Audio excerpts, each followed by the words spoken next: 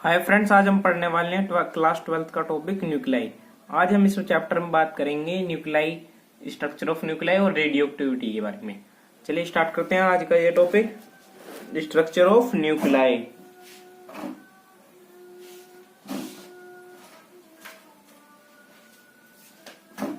चलिए न्यूक्लियाई के स्ट्रक्चर पर आते हैं। न्यूक्लियाई का स्ट्रक्चर, न्यूक्लियाई में न्यूट्रॉन होते हैं और प्रोटॉन होते हैं, और जितना भी उसका मास होता है ना एटम का, ज्यादातर न्यूक्लियाई में ही कंसंट्रेटेड रहता है। रेडियस ऑफ एटम की बात करें, रेडियस ऑफ एटम 10⁻⁻10 मीटर होती है, और रेडियस ऑफ न्यूक्लियस 10⁻⁻15 मीटर। आप इसे ऐसे समझ सकते हो, एटम का साइज एक पूरी स्टेडियम जितना है, और उसके बीचों बीच एक बॉल रखी है जो न्यूक्लियस है। एटम का साइज स्टेडियम जितना बड़ा है, और न्यूक्लियस का साइज उसके अंदर रखी हुई छोटी सी बीचों बीच बॉल के जितना है। Nuclei structure, it is the made of neutrons and protons and collectively called nucleons. Nucleus neutrons और प्रोटॉन से बना होता है, और इनको एक साथ न्यूक्लियॉन्स कहा जाता है। प्रोटॉन के चार्ज की बात करें, प्रोटॉन पर चार्ज होता है +1.6 इंटू 10⁻19 कूलम, और इसके मास की बात करें 1.67726 into 10⁻1927 kg। I repeat, proton पर चार्ज होता है 1.6 इंटू 10⁻19 कूलम, और इसके मास की बात करें 1.6726 इंटू 10⁻27। अब न्यूट्रॉन की बात कर लेते हैं। न्यूट्रॉन न्यूट्रल होता है, उस पर कोई चार्ज नहीं होता। ध्यान रखना, न्यूट्रॉन न्यूट्रल होता है, उस पर कोई चार्ज नहीं होता। और न्यूट्रॉन के मास की बात करें, वो प्रोटॉन से थोड़ा सा ज्यादा होता है, 1.6749 इंटू 10⁻⁻27। न्यूट्रॉन का हम सिंबल N और नीचे चार्ज लिखते हैं, ऊपर मास लिखते हैं, 1 AMU मान सकते हैं। 1 AMU की वैल्यू होती है 1.6726 इंटू 10⁻⁻27। प्रोटॉन के मास के बराबर होती है 1 AMU की वैल्यू। अब इलेक्ट्रॉन पर चार्ज की बात कर लेते हैं। इलेक्ट्रॉन पर चार्ज -1.67 इंटू 10⁻19 कूलम होता है, और इसके मास की बात करें 9.31 इंटू 10⁻⁻13 kg, जो प्रोटॉन के मास से 1849 टाइम्स बड़ा होता है। अब आई रिपीट, इलेक्ट्रॉन पर चार्ज 1.67 इंटू 10⁻⁻19 कूलम, और उसके मास की बात करें 9.31 इंटू 10⁻⁻13 kg। अब एटॉमिक नंबर किसी भी एटम के नंबर ऑफ प्रोटॉन के बराबर होता है, या नंबर ऑफ इलेक्ट्रॉन के बराबर कह सकते हैं। इलेक्ट्रॉन नहीं कह सकते, क्योंकि कैटायन में इलेक्ट्रॉन कम भी हो सकता है, ज्यादा भी हो सकता है, एनायन में ज्यादा हो सकता है। तो एटॉमिक नंबर हमेशा प्रोटॉन के नंबर के बराबर रहेंगे, इसे Z से डिफाइन करते हैं। अब मास नंबर की बात करते हैं। नंबर ऑफ न्यूक्लियॉन्स को मास ऑफ नंबर कहा जाता है, जिसे AMU में डिफाइन करते हैं। अगर कोई हमसे एक्चुअल मास पूछने लगे, तो हम जितने AMU मास है उसकी गुना 1.67249 इंटू 10⁻⁻27 से कर देंगे। अब इनकी प्रेजेंटेशन कैसे है, ये X कोई एलिमेंट है, उसके ऊपर A मास नंबर होता है, और उसके नीचे Z एटम के नंबर रखा जाता है।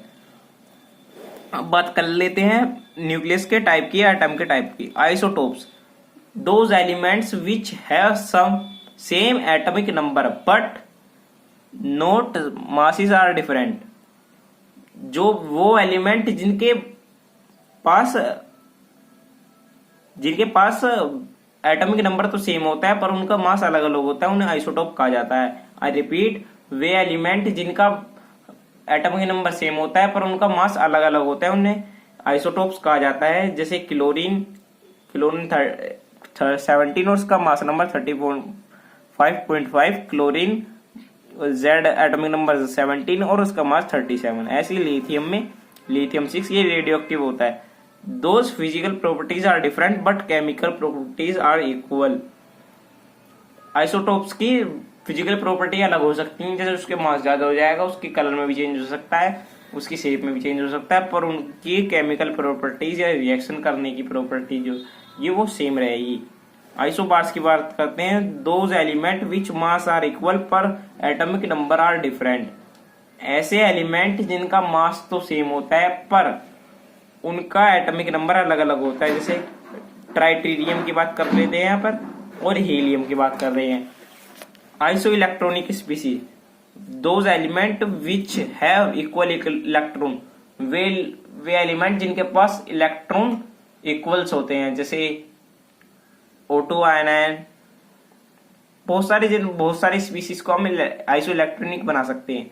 अब बात करते हैं आइसोट्रॉन्स की, which have equal number of neutron but atomic number are different, जिनके पास न्यूट्रॉन तो इक्वल होते हैं पर एटॉमिक नंबर अलग अलग होते हैं, जैसे हीलियम और ट्रिटियम की बात करें, हीलियम में भी 2 न्यूट्रॉन होते हैं और ट्राइटेरियम में भी 2 न्यूट्रॉन होते हैं। अब आ जाते हैं एवरेज एटॉमिक मास। आइसो इलेक्ट्रॉनिक में आपको फ्लोरीन याद रखना है, नियोन याद रखना है, ज्यादा पूछा नहीं जाता। Average atomic mass, average atomic mass में mass number into n2 mass percent of second, A1 atomic mass of first isotope, A2 atomic mass of second isotope, N1 mass percent of first isotope, N2 mass number of second isotopes. Average atomic mass किसी का भी निकालने के लिए उसके A1 into N1 plus A2 into N2 और एक sequence में होता है। अब उसके साइज की बात कर लेते हैं, न्यूक्लियस के साइज की। Volume of nucleus proportional to mass number, किसी भी न्यूक्लियस का वॉल्यूम उसके मास नंबर के प्रोपोर्शनल होता है। V is equal to proportional to 1। अगर हम किसी भी स्पेयर का वॉल्यूम निकालेंगे, उसका फॉर्मूला था 4/3 पाई r क्यूब इंटू A हो जाएगा। ये सारे कॉन्स्टेंट है, हम इन्हें हटा सकते हैं, 4b 3b और पाई b। अब ये हो जाएगा r cube proportional to A, या फिर हम ऐसे लिख सकते हैं r proportional to A inversely 1/3। r is equal to r naught 1/3, where r is the constant for all the nucleus। r naught एक कांस्टेंट है जो सभी न्यूक्लियस के लिए, ये इसे यूनिवर्सल एटम एलिमेंट्री कांस्टेंट भी कहा जाता है। इसकी वैल्यू 1.2 इंटू 10⁻⁻15 मीटर होती है। इसे एम्पेरिकल कांस्टेंट भी कहा जाता है।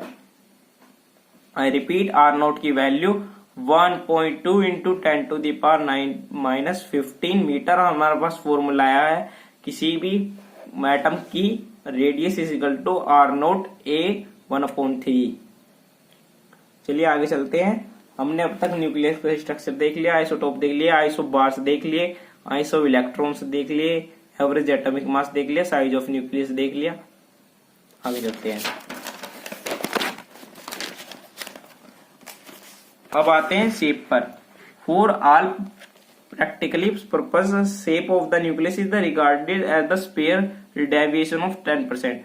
किसी भी एलिमेंट की शेप हमेशा स्पेयर की तरह होती है, पर 10% का डेविएशन हो सकता है, या वो एलिप्स की तरह हो या फिर ओवल की तरह हो, किसी की तरह भी हो सकती है। अब आते हैं न्यूक्लियर डेंसिटी। डेंसिटी किसी भी चीज की डेंसिटी उसके मास अपॉन वॉल्यूम के बराबर होती है। ऐसे हम न्यूक्लियर डेंसिटी निकाल रहे हैं। Density is equal to mass of nucleus upon volume of nucleus. Mass निकालने के लिए हमें मास नंबर इंटू 1 AMU कर देते हैं। मास अपॉन वॉल्यूम, वॉल्यूम का फॉर्मूला है 4/3 पाई r क्यूब। r का फॉर्मूला आया था r note A 1/3। r note की वैल्यू 1.2 इंटू 10⁻⁻15 मीटर, याद रखना। A से A कट जाएगा, r नोट की वैल्यू आ जाएगी 3, 1 की AMU 4/3, r नोट की वैल्यू रख देते हैं 1.2 इंटू 10⁻⁻15 मीटर क्यूब। अब आते हैं density 1.6 into 10⁻⁻27 kg upon 4/3 into 1.2 into 10⁻⁻15 metre. अब डेंसिटी हमेशा सभी न्यूक्लियस के लिए 2 इंटू 10⁻17 kg पर मीटर क्यूब होती है। ये सभी न्यूक्लियस के लिए एक जैसी होती है। और जबकि वाटर डेंसिटी 10⁻3 kg पर मीटर क्यूब होती है, जो कि वाटर की डेंसिटी से 10⁻14 मीटर क्यूब ज्यादा है। अब आते हैं न्यूक्लियर फोर्सेस पे। This force is the produced by the exchange of meson between nucleus. Nuclear force जो प्रोड्यूस होती है मेसोन के ट्रांसफर से होती है, जो न्यूक्लियस के बीच में होता है। It is the interaction always, ये हमेशा इंटरेक्शन की फोर्स होती है। It is the short range force and neglected when the distance among 10⁻⁻15। ये हमेशा बहुत छोटे ही डिस्टेंस के लिए एप्लीकेबल है। अगर डिस्टेंस 10⁻⁻15 से ज्यादा हुआ, ये फोर्स काम नहीं करने की। It is the short times compare to the electrostatic force. ये इलेक्ट्रोस्टैटिक फोर्स की भी 100 गुनी होती है, 100 टाइम्स। और electrostatic force 10⁻48 times of gravitational force, तो ये ग्रेविटेशनल फोर्स से भी ज्यादा है। It not depend upon the charge of so equal between nucleons. ये चार्ज पर डिपेंड नहीं करती, तो सभी न्यूक्लियॉन्स के बीच में सेम होंगे। न्यूक्लियॉन्स के बीच में कैसे कह रहा हूं मैं, प्रोटॉन प्रोटॉन के बीच में, प्रोटॉन न्यूट्रॉन के बीच में, न्यूट्रॉन न्यूट्रॉन के बीच में, इस तरह सभी न्यूक्लियस के बीच में या न्यूक्लियॉन्स के बीच में सेम रहती है। अब आ जाते हैं रेडियो एक्टिविटी। रेडियो एक्टिविटी जो अनस्टेबल, पहले बात करते हैं रेडियो एक्टिविटी खोज किसने की। रेडियो एक्टिविटी खोज हेनरी बैक्यूरेल ने की थी, और उसके आगे काम बढ़ाया था मैडम क्यूरी ने। और रेडियो एक्टिविटी होते क्यों है, जो अनस्टेबल न्यूक्लियस होते हैं वो स्टेबिलिटी गेन करने के लिए रेडियो एक्टिविटी के लेते हैं, और एक तरह से हेल्प लेते हैं, जिससे अल्फा पार्टिकल या फिर बीटा पार्टिकल, बीटा पॉजिट्रॉन या फिर गामा निकलते हैं, जिससे न्यूक्लियस स्टेबल आ जाता है। इसके कुछ पॉइंट्स लिखे हुए हैं, हम पॉइंट्स की बात करते हैं। Amongst 500 known nuclei less than 260 are the stable.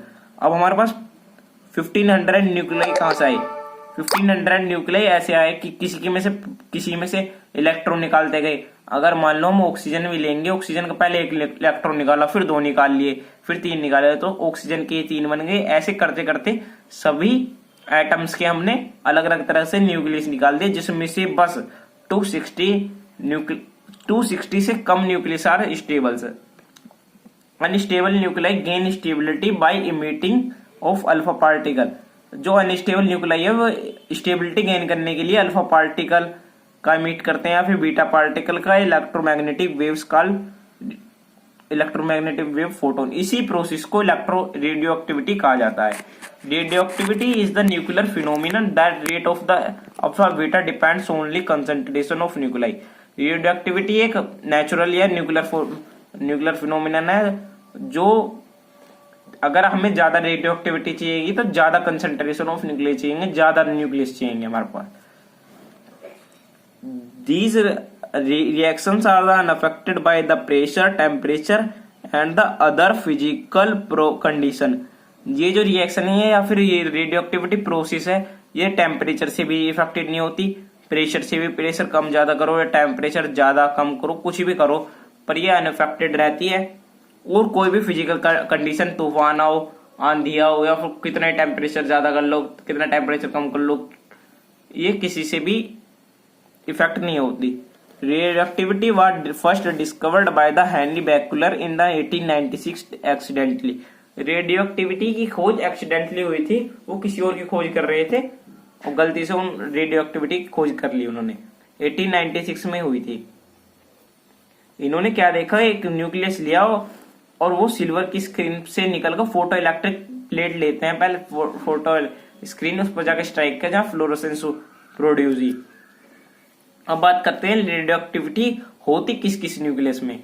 हमने क्या क्या बात कर ली, न्यूक्लियर फोर्स की बात कर ली, न्यूक्लियर डेंसिटी की बात कर ली, न्यूक्लियर और रेडियो एक्टिविटी की बात कर चुके हैं। अब आप मुझे बताइए न्यूक्लियर डेंसिटी क्या होती है। Nuclear density 2 × 10⁻17 kg metre cube. R naught की वैल्यू 1.2 × 10⁻−15 मीटर, और प्रोटॉन पर चार्ज 1.6 × 10⁻−19 कूलम। प्रोटॉन का मास 1.6726 × 10⁻27 kg। न्यूट्रॉन पे 1.6749 × 10⁻−27 kg, और इलेक्ट्रॉन पर चार्ज 1.67 × 10⁻−19 कूलम। इलेक्ट्रॉन का मास 9.1 इंटू 10⁻⁻13 1 kg। और आइसोबार की बात करी, आइसोटोप्स की बात करी, और हमें याद है वाटर की डेंसिटी 10⁻13 kg पर मीटर क्यूब होती है। अब आते हैं हम 4 एटम विद जिनका Z 0 से छोटा हो, have stable nuclei which is an stable nuclei वो होंगे जिनका न्यूट्रॉन और प्रोटॉन रेशियो या फिर 1 से छोटा हो या फिर 1 के बराबर हो, जैसे कि helium, carbon, nitrogen etcetera. 4 atom, अगर हम 20 से ज्यादा एटम की बात करने लगे, लेस देन 20, यहाँ लेस देन 20, अगर हम Z नंबर 20 से आगे ले जाएंगे, उनके पास स्टेबल जब होगा जब न्यूट्रॉन और प्रोटॉन का रेशियो या तो 1.6 के बराबर या इससे कम हो, या फिर 1 के बराबर है या फिर इससे ज्यादा हो, 1 से कम नहीं होनी चाहिए, जैसे कि फेरस, सिल्वर एटसेट्रा। 20 से नीचे के लिए न्यूट्रॉन और प्रोटॉन रेशियो 1 के बराबर होना चाहिए, 20 से ऊपर के लिए न्यूट्रॉन प्रोटॉन रेशियो 1.6 से नीचे होना चाहिए।